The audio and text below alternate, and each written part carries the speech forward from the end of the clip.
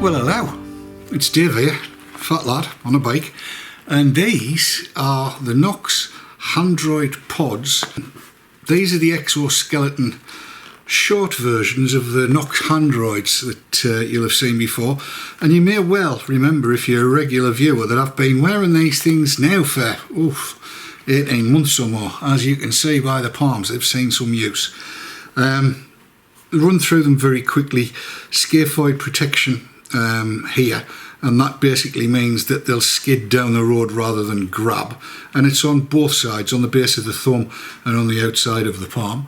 As you can see, they're a kangaroo skin palm, and they don't half soak up the sweat, and I don't half sweat, so these are quite damp actually still from riding last night.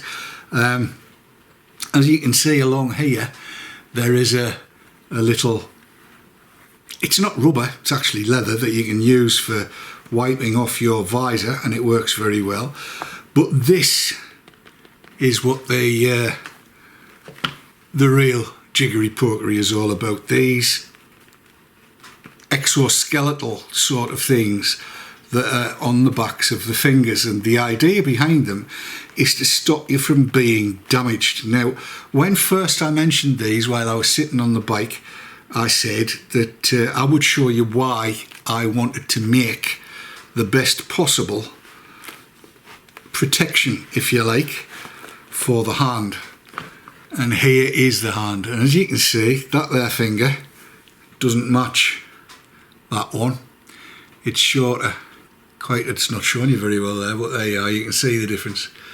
There's a hell of a difference in size, and you'll see that these fingers are all quite nastily scarred. That is as a result of the brake lever on the RD250 I was riding at the time crashing across here as the bike hit the wiggly tin, so it grabbed it down, pulled it across here because of it was on full throttle, and yeah, so everything was damaged. And it occurs to me that with the Handroid on,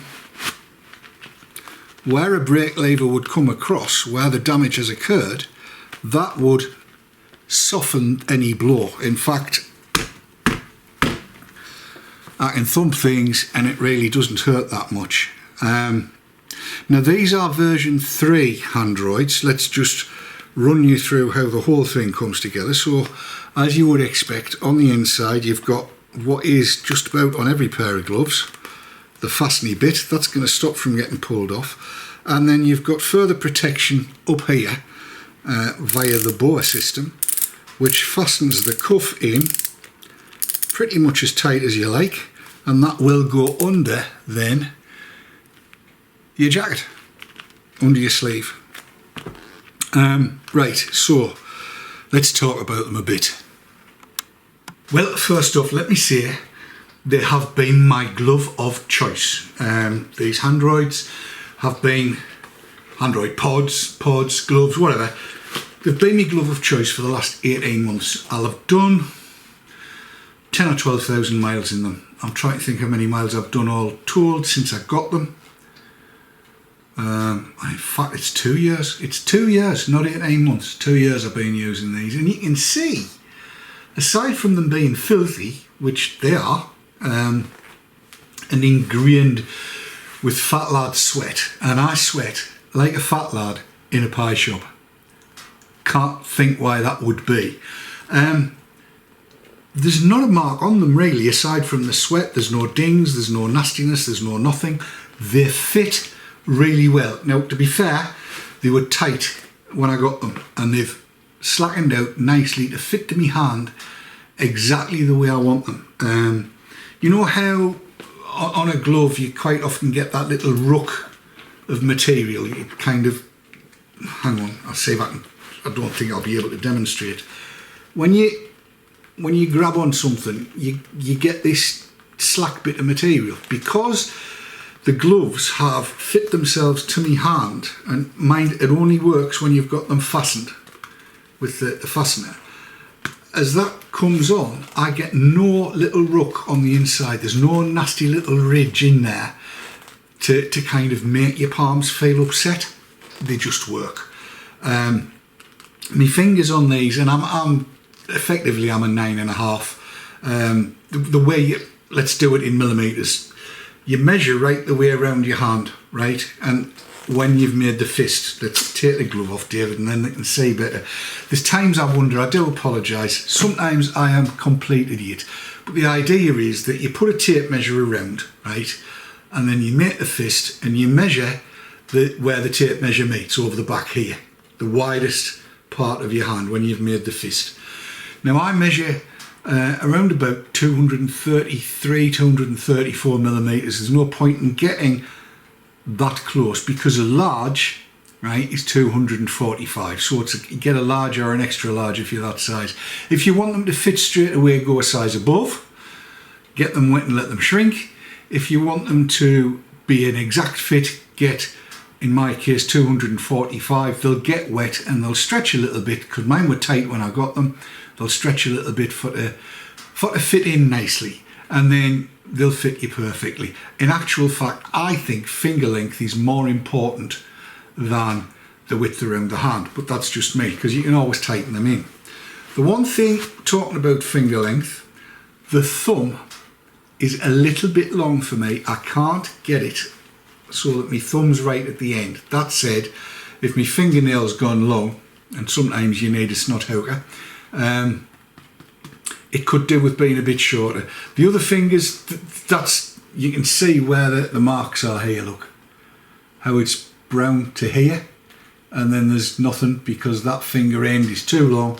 That's just because of the length of my finger. It's not uncomfortable, and yeah, talking about comfort, in terms of comfort, these gloves, I was going to say they fit like a glove, but you know what I mean? That's where the sayings come from. These things are so comfortable in use. I've worn them in every weather, from rain, hail, snow and shine, and I only move to a winter glove when it's freezing out there. So it's been twice or three times when we've ridden over the winter that I've felt the need to put winter gloves on. Otherwise, no. Now, price-wise, these things sell now, I think, or the version 4 sell for 179 quid, as opposed to the 200 and God knows what that the full Handroids are.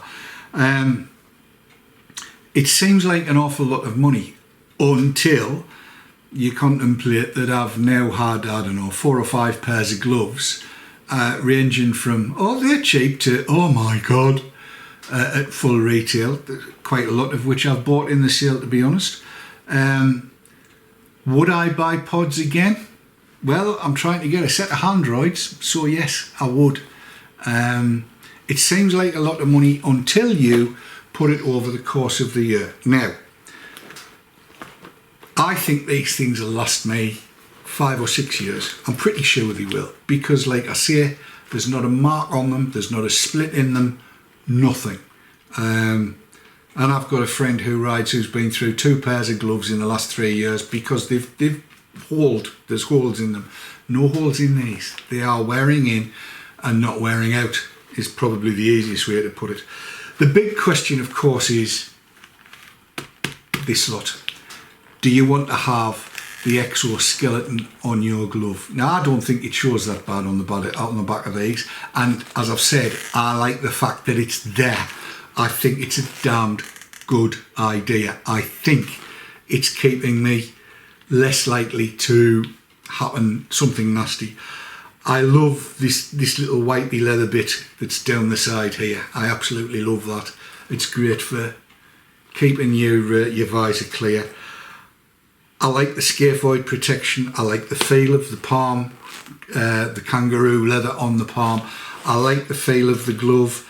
This plasticky bit at the back, again, it's going to be protective. It's bound to be, because it's something between you and the road if the worst happens. It doesn't get in the way. I don't feel it's there. It doesn't cause any nasty noises or any whistles or anything like that. You can hear that there's noise there, but seriously, when you're on the bike, are you listening for that? I'm not.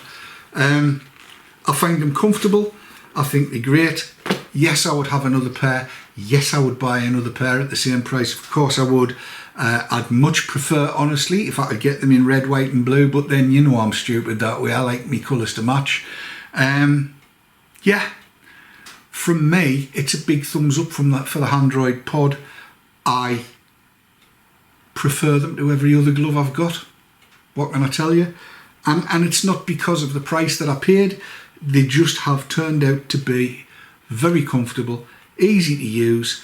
Half of the time when I put them on, I'll be honest, I fasten the Velcro bit across there and I don't bother with the boa, the fastener.